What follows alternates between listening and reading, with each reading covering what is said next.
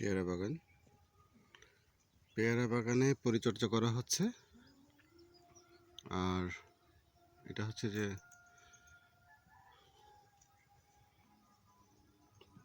এই সময়টা পেয়ারা আসার পরে পলিথিন বাঁধা হয়। আমি দেখাচ্ছি কি ছোট ছোট পলিথিনগুলো। এই যে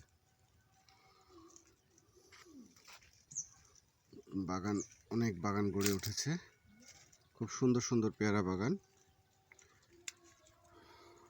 আর্থিকভাবে একজন কৃষক লাভবান হতে চাইলে এই ধরনের বাগান করতে পারে। আমি এরকমই একজন সফল কৃষকের সাথে কথা বলবো, তার নাম জিয়ারুল। জিয়ারুল ভাই, কেমন আছেন? ভাই, সালাম আলাইকুম ভাই। ওয়ালাইকুম আসসালাম।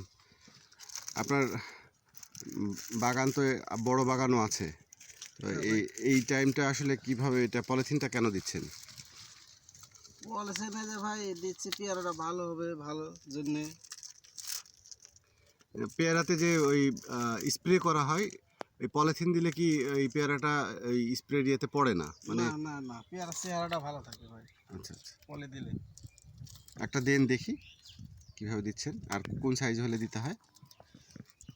এই যে ভাই, এই সাইজ দেখি পেয়ারাটা দান, পেয়ারাটা দেখেন, হাত দিয়ে দেখেন কোনটা। এই যে এই সাইজের পেয়ারা। হ্যাঁ, দেন পলিথিন করেন এবার।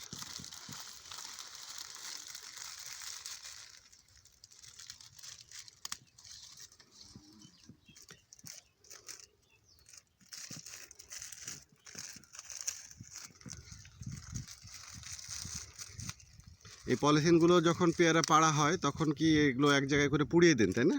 হ্যাঁ, পুরা দিয়ে হয়। আচ্ছা, যাতে পরিবেশ নষ্ট না হয়। পরিবেশ নষ্ট না হবে। আচ্ছা, আপনাকে অনেক ধন্যবাদ। আমি 3টা পেয়ারা নিয়েছি, এটা উপহার হিসাবে দিয়েছে আমাকে জিয়ারুল ভাই। তো আসলে এইটা জিয়ারুল ভাইয়ের কি বলবো, বড় মনেরই পরিচয়। সবাই ভালো থাকবেন। আমি রেগুলার চেষ্টা করব এরকম কৃষিকাজের সাথে যারা সম্পৃক্ত আছেন তাদেরকে তুলে আনার। এটা প্রাথমিক একটা প্রচেষ্টা। দেখা যাক এই প্রচেষ্টার সামনের দিকে আমি আরও ভালো করে করতে চাই। সবাই আমার পাশে থাকবেন। ধন্যবাদ।